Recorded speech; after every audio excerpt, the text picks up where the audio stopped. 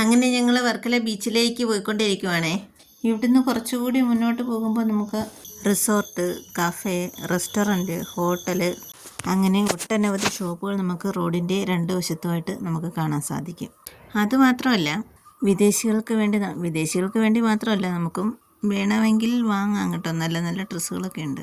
കുറച്ച് നാളായി തക്രൂന്നെന്തും പറയുന്നുണ്ട്. അവർക്ക് ഒരു ചില ഉടുപ്പുകളൊക്കെ കാണുമ്പോൾ മേടിക്കണമെന്ന് പറയാറുണ്ട്. പക്ഷെ ഇതുവരെ മേടിച്ചില്ല. ഇന്ന് 2 പറ്റുമെങ്കിൽ മേടിക്കണം. സമയം തീരെ കുറവാണേ. എല്ലാം സ്പീഡിലൊന്ന് കാണിക്കുന്നേ ഉള്ളേ.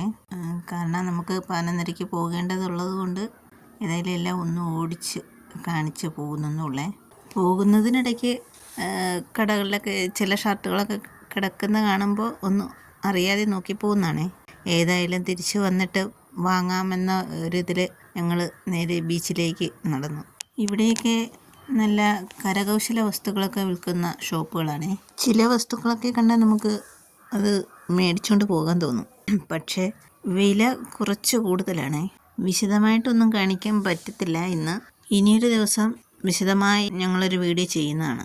അങ്ങനെ ഞങ്ങൾ വർക്കല പാപനാശം ബീച്ചിലെത്തി. ബലിതർപ്പണമൊക്കെ നടത്തുന്നതുകൊണ്ട് എപ്പോഴും ഇവിടെ നല്ല തിരക്കാണ്. പാപനാശം ബീച്ചിൻ്റെ ഭംഗി അറിയണമെങ്കിൽ വൈകുന്നേരം വരണം, ഒരു 5 മണിക്ക് ശേഷം വരണം. ഇവിടെ സ്റ്റേ ചെയ്യുവാണെങ്കിൽ അത്രയും നന്ന്. ഞങ്ങൾ സാധാരണ വരുന്നത് ഒരു 4 മണിക്ക് ശേഷം വന്ന് സൂര്യാസ്തമയമൊക്കെ കണ്ട് ഒരു 7:30 മണിയോടുകൂടി ഞങ്ങൾ വീട്ടിലേക്ക് പോകും. വർക്കല ബീച്ച് ഉണരുന്നത് തന്നെ ഒരു 7 മണിക്ക് ശേഷമാണ്. ഇത് അങ്ങോട്ട് നോക്കിക്ക്, ഇപ്പോൾ നല്ല തിരയാണ്. ഈ പുള്ളിക്കാരന് 1-2 വട്ടമായി ശ്രമിക്കുന്നു അങ്ങോട്ട് പോകാൻ. പക്ഷേ തിര 2 വട്ടം എടുത്ത് കൊണ്ടിങ്ങ് മറിച്ചു. 3-ാമത്തെ തവണയാണ് ആ പുള്ളി പോകുന്നത്.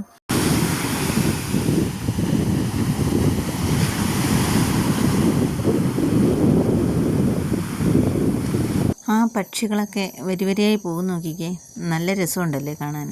ഈ കാണുന്നതാണ് സൗത്ത് ക്ലിഫ്. പാരാഗ്ലൈഡിംഗ് ഒക്കെ നടക്കുന്നുണ്ട് ഇവിടെ. ആ കാണുന്നതാണ് സൗത്ത് ക്ലിഫ്.